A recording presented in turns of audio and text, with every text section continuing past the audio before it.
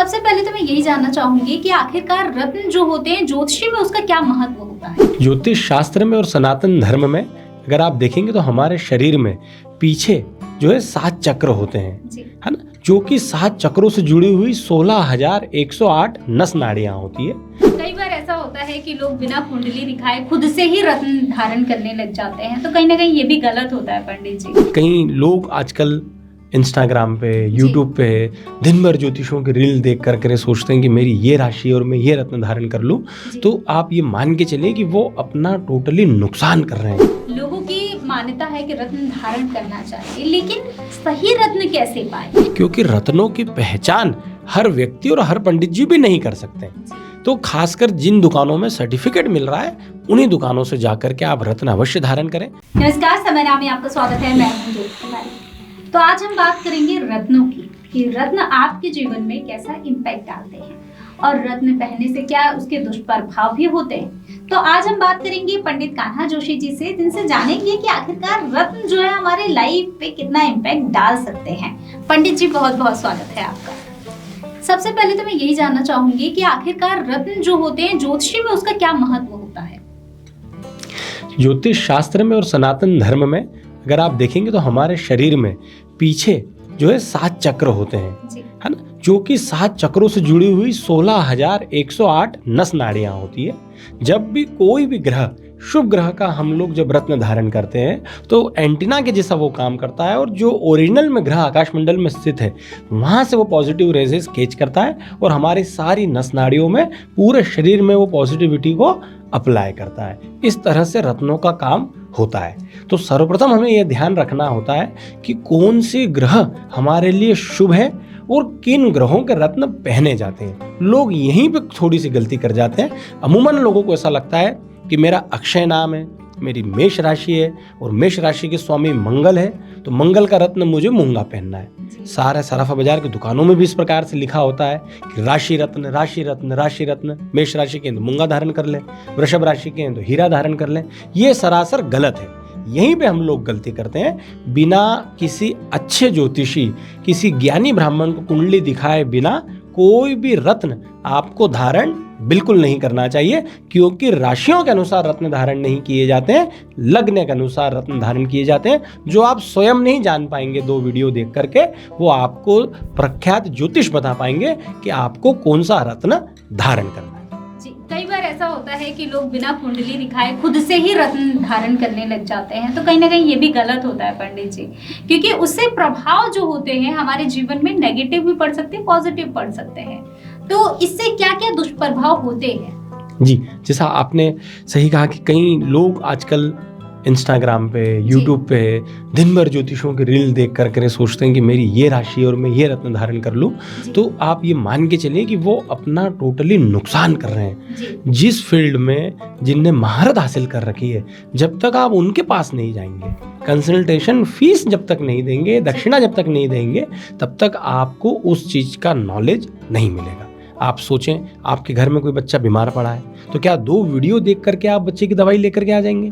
नहीं, आपको डॉक्टर के पास जाना ही पड़ेगा, कितने ही आपको अनुभव क्यों ना हो जाए। और डॉक्टर जो दवाई लिखेंगे तब जाकर के, क्यों? क्योंकि उन्होंने लाखों रुपए दे करके, सालों दे करके उस विद्या को ग्रहण करा है। ऐसा ही ज्योतिष विद्या है कि आपने किसी पंडित जी को जब कुंडली दिखाई, उन पंडित जियों ने लाखों रुपए लगा करके कई सालों का अध्ययन करा है, तब जाकर के वो आपको बता पाएंगे कि रत्न आपको कौन सा पहनना है। क्योंकि रत्न की जो विधा है वो बहुत साइंस कठिन है, उसी को लोग सरल मानते हैं। जैसे मैं बार बार कह रहा हूँ कि मेष राशि तो मूंगा धारण कर लिया, वृषभ राशि तो हीरा धारण कर लिया, मिथुन राशि है तो पन्ना धारण कर लिया, ये सरासर गलत है। जी, रत्नों की जो ऊर्जा है वो कैसे सक्रिय होती है?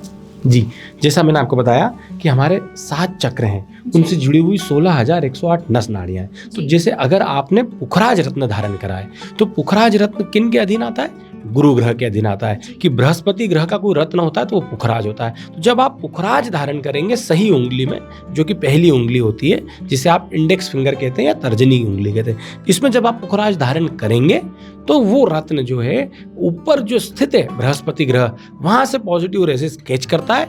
इसलिए अंगूठी बनाने में एक बात का विशेष आपको ध्यान रखना है, जब भी आप किसी भी सुनार से अंगूठी बनवाते हैं तो ध्यान रखिए रत्न जो है वो आपकी चमड़ी से, स्किन से, उंगली से टच होना चाहिए।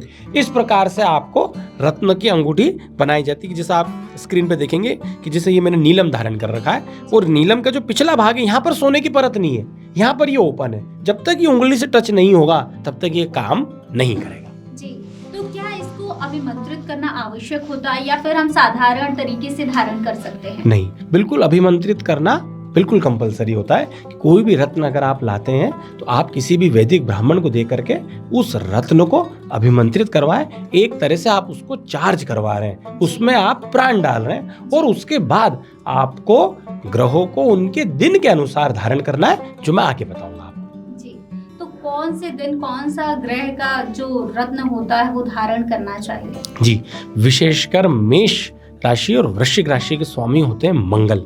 इन लोगों को खासकर मंगल ग्रह के लिए मूंगा धारण किया जाता है, जो कि किसी भी शुक्ल पक्ष के मंगलवार के दिन धारण किया जाता है। शुक्ल पक्ष जो कि अमावस्या के अगले दिन प्रतिपदा से शुरू होकर के पूर्णिमा तक का जो समय होता है, जिसमें चंद्रमा बढ़ता हुआ रहता है, उसे शुक्ल पक्ष कहा जाता है। तो शुक्ल पक्ष के मंगलवार को मूंगा रत्न, जो कि मंगल ग्रह का होता है, वो धारण किया जाता है। वैसे ही शुक्ल पक्ष के बुधवार के दिन खासकर विशेषकर कन्या राशि से जुड़ा हुआ और मिथुन राशि से जुड़ा हुआ बुध ग्रह का रत्न पन्ना धारण किया जाता है। गुरुवार के दिन पुखराज धारण किया जाता है, जो कि बृहस्पति ग्रह का रत्न होता है, धनु राशि और मीन राशि के जो स्वामी होते हैं। खासकर शुक्रवार के दिन हीरा रत्न धारण किया जाता है, जो कि शुक्र ग्रह का होता है। सबसे लग्जरियस ग्रह कोई है तो वो शुक्र है। सबसे महंगा रत्न कोई आता है तो वो हीरा आता है, जो कई लोग अफोर्ड नहीं भी कर पाते। तो हीरे के लिए ऐसी मान्यता है कि आप छोटा सा या तो असली हीरा धारण कर लीजिए या फिर आप इमिटेशन धारण कर लीजिए। वहीं शनिवार के दिन मकर राशि, कुंभ राशि के स्वामी शनि महाराज का रत्न नीलम धारण किया जाता है।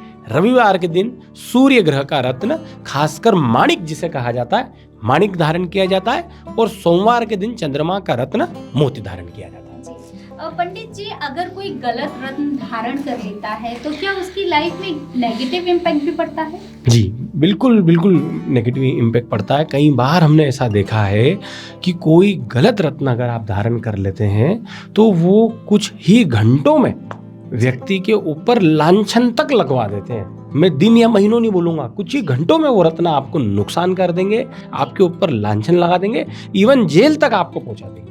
और अगर आपने सही ज्योतिषी को दिखा करके अगर सही रत्न भी धारण करा है तो वो भी सेम ऐसे ही काम करते हैं कि महीनों या दिनों में नहीं, कुछ ही घंटों में आपको जो सालों से आपको जो चीज नहीं मिल रही है वो कुछ ही घंटों में आपको मिल जाएगी। इस प्रकार का रत्नों का रोल होता है। कई बार आप बड़े बड़े सेलिब्रिटियों के हाथ में देखेंगे, बड़े बड़े नेताओं के हाथ में देखेंगे, जो सफलता में उनके हाथों में कोई ना कोई रत्न आपको देखने को ही मिलता है। तो क्यों देखने को मिलता है? इसीलिए कि उनके जीवन में सफलता के पीछे किसी चीज का अगर हाथ होता है तो वो उस रत्न का, उस ग्रह का होता है।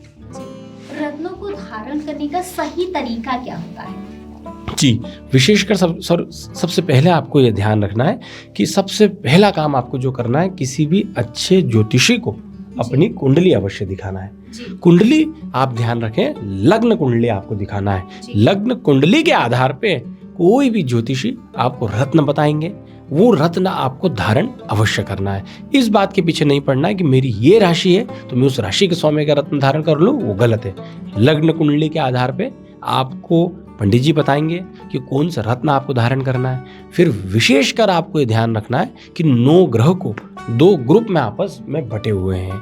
4 ग्रह आपस में मित्रता रखते हैं, बचे हुए 5 ग्रह आपस में मित्रता रखते हैं, और ये दोनों ग्रुप आपस में दुश्मन दाया रखते हैं कि इनकी आपस में लड़ाई चलती है। तो ये आपको ध्यान रखना है कि किन ग्रहों के साथ किन ग्रहों का रत्न नहीं पहना जाता है। जो आप तो ध्यान नहीं रख पाएंगे, वो आपको पंडित जी बताएंगे। तो ये आपको ध्यान रखना है कि आपको किसी फ्रेंड का रत्न अच्छा लगा तो आपने हाथ में नीलम धारण कर रखा है, और आपने देखा कि किसी फ्रेंड की उंगली में माणिक रत्न बहुत अच्छा है तो मैं माणिक भी धारण कर लूँ, तो सूर्य देव और शनि देव की तो बिल्कुल नहीं बनती है, वो रत्न आपको नुकसान कर जाएंगे। कुल मिला के पूरी कहानी का कंक्लूजन ये है कि बिना किसी अच्छे ज्योतिषी को कुंडली दिखाए बिना आपको रत्न धारण नहीं करना। जी पंडित जी, कई बार ऐसा होता है कि लोग सालों तक एक रत्न जो है वो धारण करके रखते हैं, तो कुछ ऐसा भी होता है क्या कि रत्नों की जो ऊर्जा होती है कुछ समय सीमा तक ही सक्रिय रहती है, उन्हें बदलना पड़ता है? जी, सही क्वेश्चन आपने करा। जो तुम्हें, मेरा ऐसा मानना है कि कोई भी रत्न अगर आपने एक बार बॉडी पे धारण कर लिया है, आपने 10 साल धारण करा है, 5 साल धारण करा है, वो आपके लिए शुभ रहा है, तभी आपने इतने सालों धारण करा है। इवन रत्नों के अलावा अगर आपने आपके गले में कोई रुद्राक्ष की माला या तुलसी की माला भी अगर धारण कर रखी है, तो आपकी सारी पॉजिटिव एनर्जी उस माला के अंदर, उन रत्नों के अंदर आ गई है। तो आप ये ध्यान रखिए कि पुराना रत्न आपको विशेषकर बिल्कुल भी फेंकना नहीं है। इवन पुरानी मालाएं भी आप ये वीडियो को सेव करके रख लीजिए, पुरानी से पुरानी आपकी पहनी हुई मालाएं आपको फेंकना नहीं है। अगर वो टूट गई है या आप पहन के बोर हो गए हैं या वो खराब हो गई है, तो आप उसको सेव करके रख लीजिए। आपकी जीवन की सारी एनर्जी उसके अंदर है, आप उसको अटाला मत समझिए, उसको आप सेव करके रखिए। वैसे तो रत्न बदलना नहीं चाहिए, फिर भी आपका पॉकेट अगर अलाउ कर रहा है और कुछ वर्षों बाद आप चाहते हैं कि रत्न बदलें, तो आप बदल सकते हैं। लेकिन पुराना रत्न आपको बिल्कुल भी ये नहीं सोचना है कि मैं सोने की तरह इसको बेच दूं, मुझे 2 पैसे आ जाएंगे और उन पैसों से मैं नया रत्न खरीद लूं। ये आप बिल्कुल नहीं करें। वो रत्न को सेव करके रखें, वो आपकी बॉडी से जुड़ा हुआ नहीं भी रहेगा, आपके लॉकर में भी रहेगा, फिर भी उतना ही काम करेगा, क्योंकि वो आपके लिए लकी हो चुका होगा। जी, आज के समय में लोगों को सब कुछ बहुत जल्दी चाहिए होता है। अगर कोई रत्न भी धारण करते हैं तो ऐसा लगता है कि जितनी जल्दी हो सके इसका इम्पैक्ट जो है पॉजिटिव पड़े। तो कितना समय लगता है रत्न पहनने के बाद उसका जो पॉजिटिव इम्पैक्ट है हम पे पड़ता है? जी, विशेषकर 1.25 महीने के भीतर आप मान के चलें कि लगभग 35 to 40 डेज के अंदर आपको उस ग्रह के रत्न विशेषकर शुभ लाभ आपको देखने को बिल्कुल मिलेगा, शुभ फल देखने को मिलेगा। एक और चीज हम लोग ज्योतिषी लोग करते हैं कि कोई भी ग्रह का रत्न पहनाने से पहले कई बार ऐसा होता है कि व्यक्ति के जब यजमान के मन में कन्फ्यूजन होता है, तो ऐसा हम लोग बोलते हैं कि अगर आपको नीलम धारण करना है तो कोशिश करें आप शुरू में नीले कपड़े में नीलम को बांध लें, अंगूठी नहीं बनवाएं और अपने राइट हैंड के बाइसेप पे आप उसको बांधे रखें। वो कम से कम आप 8 दिन तक उसको टेस्ट कर लें कि आपको ये रत्न सूट हो रहा है या नहीं हो रहा है, और अगर आपको जब सूट हो जाए तो आप उसकी अंगूठी बनवा लें। तो इस प्रकार का भी टेस्ट आप शुरू में कर सकते हैं। अमूमन ऐसा देखा जाता है कि व्यक्ति ने अगर कुंडली के हिसाब से रत्न पहना है तो उसे सूट कर जाएगा ही। जी, आज के समय में कुछ लोग ऐसे भी हैं जो सिर्फ रत्न धारण कर लेते हैं, उसके बाद सोचते हैं कि पॉजिटिव इम्पैक्ट क्यों नहीं पड़ रहा है। वो कर्म नहीं करते हैं, जो उनकी जीवन शैली होती है, जो आध्यात्म होता है, वो बहुत कम रहता है। तो इसका कैसे इम्पैक्ट पड़ता है, इसके लिए क्या करना चाहिए? क्या सिर्फ रत्न धारण करने से ही हमारी किस्मत बदल सकती है? बहुत इंटरेस्टिंग क्वेश्चन जो मैम आज आप कर रहे हैं। बिल्कुल आपने सही बोला कि जैसे किसी व्यक्ति ने भगवान सूर्य का रत्न माणिक धारण कर लिया है, रविवार सूर्य का वार होता है, व्यक्ति रविवार के दिन देर से उठ रहा है, देर से नहा रहा है, भगवान सूर्य को जल नहीं चढ़ा रहा है, आलस्य कर रहा है, वो रत्न बिल्कुल भी काम नहीं करेगा। एक तरफ आपने भगवान सूर्य का रत्न धारण कर रखा है, जिन्हें खासकर डिसिप्लिन पसंद है, आलस्य बिल्कुल पसंद नहीं है, तो आप ये मान के चलें कि आपको उन ग्रह को प्रबल करने के लिए वो उपाय भी करने पड़ेंगे, अपने जीवन शैली में बदलाव भी लाना पड़ेगा। केवल सूर्य का माणिक ग्रह आप धारण कर लेंगे और सोचेंगे मुझे सरकारी नौकरी मिल जाए, तो बिल्कुल नहीं मिलेगी। रविवार के दिन आपको जल्दी भी उठना रहेगा, भगवान सूर्यनारायण को रोज आपको जल भी चढ़ाना रहेगा, आदित्य हृदय स्तोत्र का भी पाठ करना रहेगा, तब जाकर के वो रत्न जो है पावरफुल होगा और आपके लिए काम करेगा। तो कोई भी ग्रह का अगर आप रत्न धारण कर रहे हैं तो ये टिप आप दिमाग में रख लीजिए कि उन ग्रह के मंदिर में जाकर के आपको दर्शन अवश्य करना है, उन ग्रह के निमित्त दान अवश्य करना है और उन ग्रह के निमित्त आपको उपाय अवश्य करना है। जी, मतलब अगर कहा जाए तो हमें कर्म तो करना ही पड़ेगा। जो पॉजिटिव चीजें हैं वो आपके अध्यात्म से ही आएंगी। पंडित जी, ये तो हुई रत्नों की बात। अगर हम 9 रत्नों की हम बात कर रहे हैं तो इसकी शुरुआत कैसे, 9 ग्रह जो हैं रत्नों से जुड़े कैसे? जी, विशेषकर आकाश मंडल में आपको ये बात ध्यान रखनी होगी कि 9 ग्रह और उन्हीं के साथ साथ 27 नक्षत्र भी विराजमान है।